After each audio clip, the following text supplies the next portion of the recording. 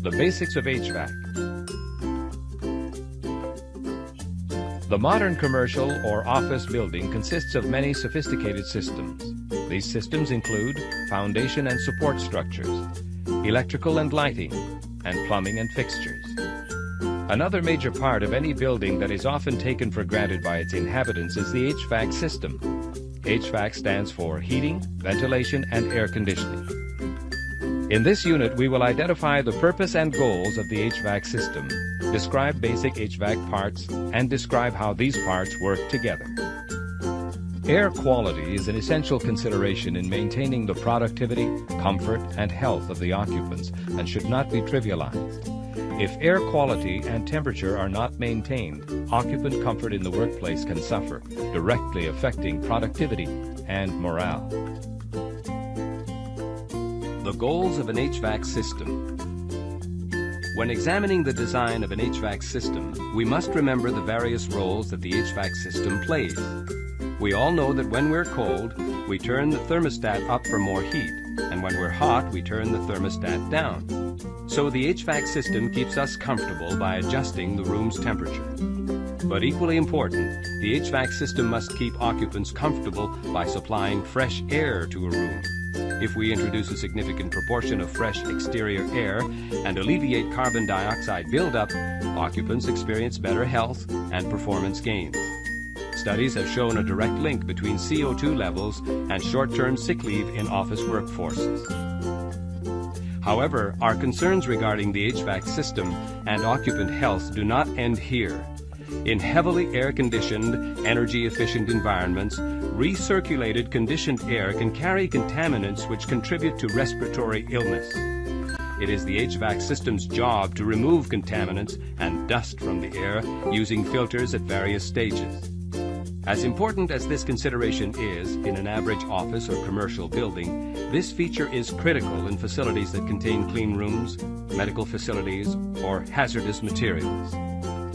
Finally, with the spiraling cost of fuel, HVAC systems must also be efficient and economical.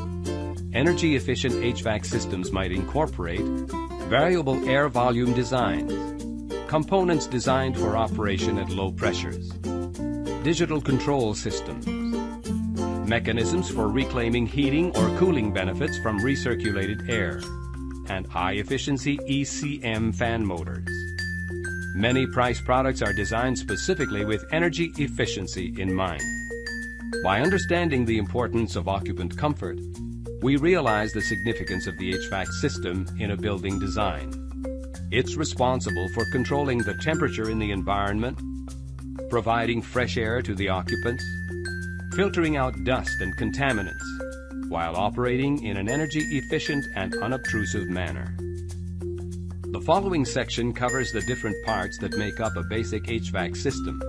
Once we understand the range of components involved, we can better understand the reasons for choosing system components from Price's extensive product line.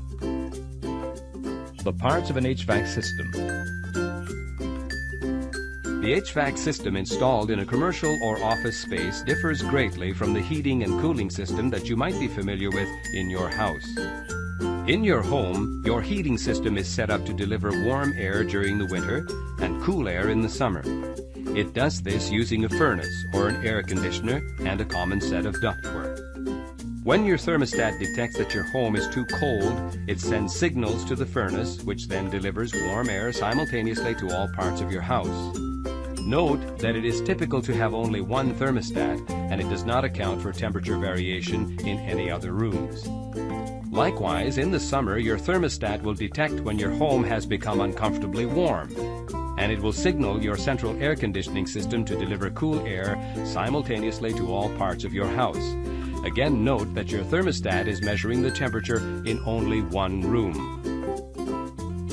The conditions in an office or commercial space are quite different. Higher concentrations of people and equipment will generate more heat, making air conditioning or recirculation of air more important than providing heat. Although the air handling equipment is centralized, different rooms and regions in the building will have different needs for heating and cooling. These needs are called loads because they place a load or demand on the HVAC system. These loads can come from equipment, people, weather, and many other factors.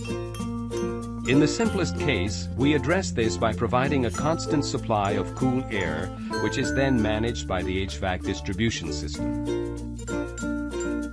The chiller or air conditioner utilizes heat exchangers and circulated fluid or gas to cool the air that is passed through it. The air handler is a fan or a blower that moves air throughout the building's ductwork. Axial or centrifugal fan types may be found in the air handler. Air filters.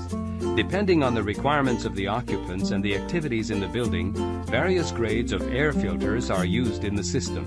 General-purpose air filters will be included in the air handler itself, while more sophisticated filters, such as HEPA filters, may be used in the downstream ductwork.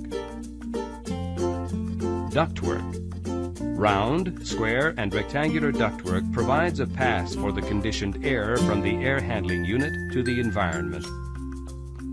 A damper consists of one or more blades which can be used to control the amount of airflow through a duct. Manual dampers are used to ensure that different parts of the building receive proportional ventilation based on area and demand.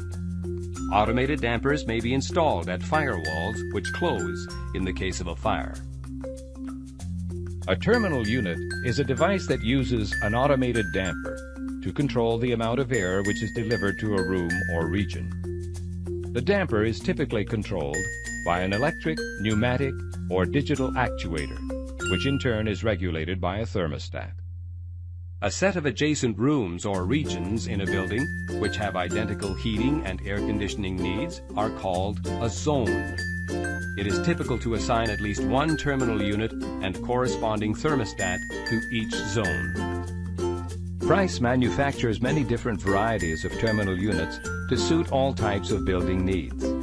We discuss terminal units in greater detail in the forthcoming terminal units section.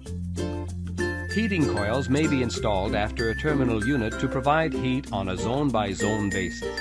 As mentioned previously, buildings with a high number of occupants may not require extensive heating even during the coldest months of the year.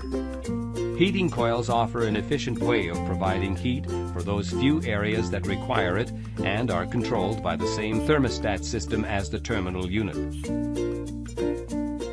Various types of linings are available to dampen noise within a duct. A short length of line ductwork, called an attenuator, is often installed following the terminal unit to dampen discharge noise.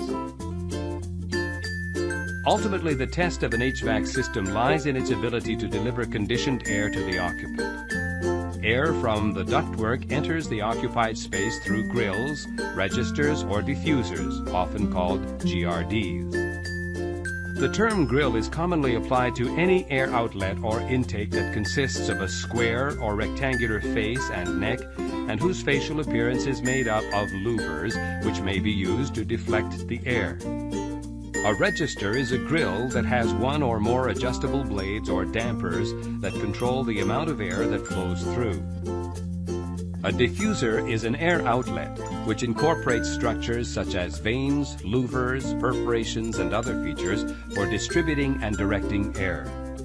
The diffuser's job is to direct the airflow throughout the occupied space in the most efficient manner possible. More information on desirable air patterns is provided in the Space Air Diffusion section. We will discuss diffusers in more detail in air outlet selection. Once air enters a space, where does it go? Air circulates through the return inlets and returns to the air handling unit. Unlike an air outlet, a return requires no sophisticated vanes. However, the relative location of the air inlets and outlets can be critical to the efficiency of the system. Upon returning to the air handler, a certain portion of the return air is exhausted and replaced with fresh exterior air. In an average office building or commercial space, approximately 10 to 20%. The preceding information offers a very basic overview of the components that make up an HVAC system. Throughout the remainder of the training module, we will examine many of these components in greater detail. We hope that you've enjoyed this introduction to the basics of HVAC. Please refer to the price catalog for more in-depth information and descriptions of specific HVAC products shown in this unit. Contact your local price representative or visit our website